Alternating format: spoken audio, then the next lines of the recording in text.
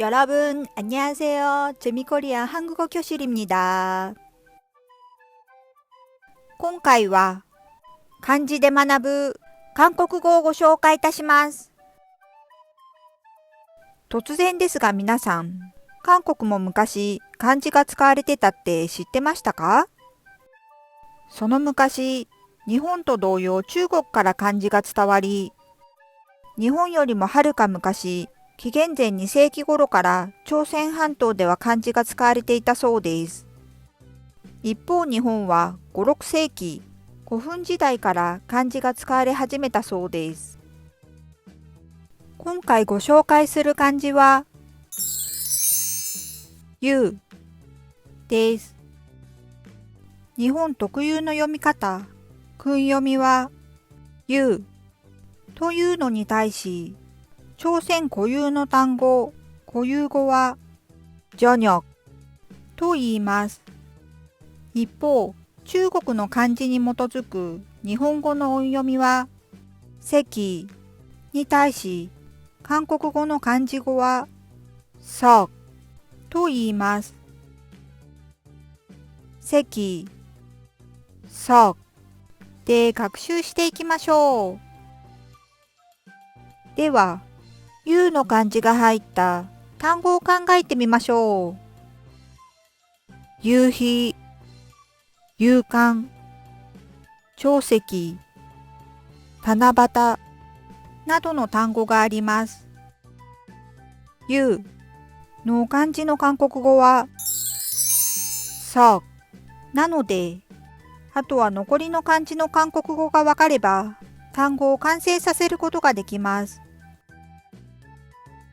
夕日のようの漢字は、やんなので、夕日は、そぎゃんとなります。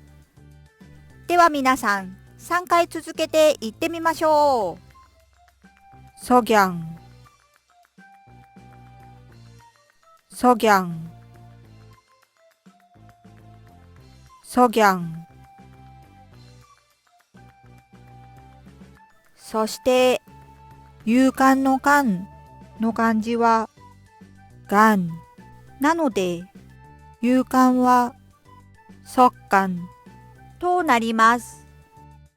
では皆さん、3回続けて言ってみましょう。そっかん、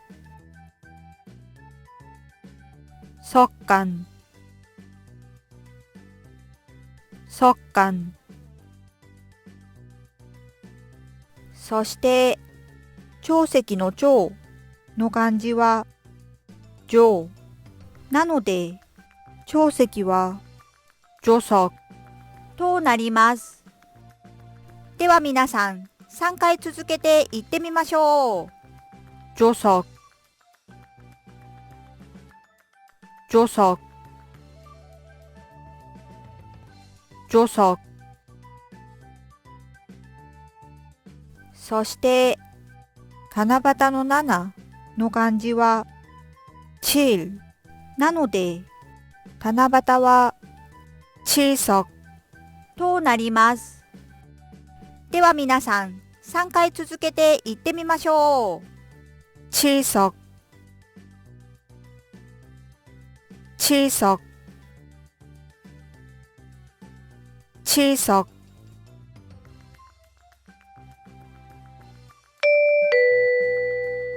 中級以上の方はしりとり、くんまりっきをやってみましょう。最初、日本語の漢字でしりとりを考えます。